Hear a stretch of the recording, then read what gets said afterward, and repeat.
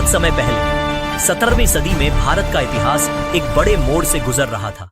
दिल्ली का मुगल बादशाह औरंगजेब पूरे हिंदुस्तान पर अपना शासन मजबूत करना चाहता था और दूसरी तरफ दक्षिण में एक नई शक्ति उभर रही थी, मराठा साम्राज्य के निर्माता छत्रपति शिवाजी महाराज।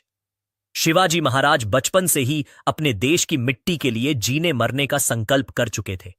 उन्होंने सह्याद्री के पहाड़ों, किलों और अपने लोगों पर भरोसा करते हुए एक तेज, चतुर और बेहद सक्षम सेना तैयार की।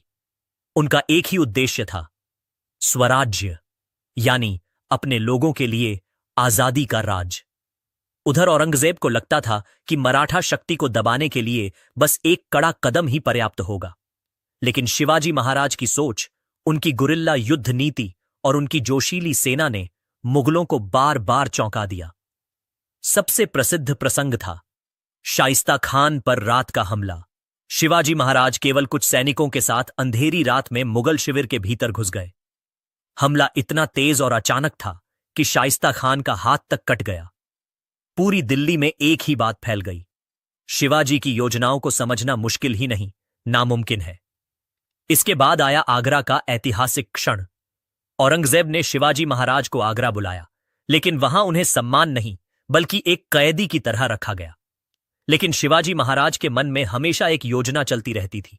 उन्होंने बीमारी का नाटक किया, फिर फलों और मिठाइयों की टोकरी में छिपकर आगरा से निकल गए। पूरा संसार दंग रह गया। औरंगजेब की सबसे सुरक्षित जगह से भी शिवाजी निकल गए। इसके बाद मराठा शक्ति और भी तेजी से बढ़ने लगी। 1680 तक शिवाजी महाराज ने स्वराज्य की नींव इतनी मजबूत कर दी कि पूरा दक्षिण उनके शौर्य से गूंज उठा। उधर औरंगजेब का अंतिम जीवन दक्षिण में ही बीता, मराठों से लगातार लड़ते हुए। लेकिन वह मराठा शक्ति को कभी पूरी तरह झुका नहीं पाया। शिवाजी महाराज का सपना, उनका बनाया हुआ स्वराज्य, उनके बाद और भी विस्तृत हुआ।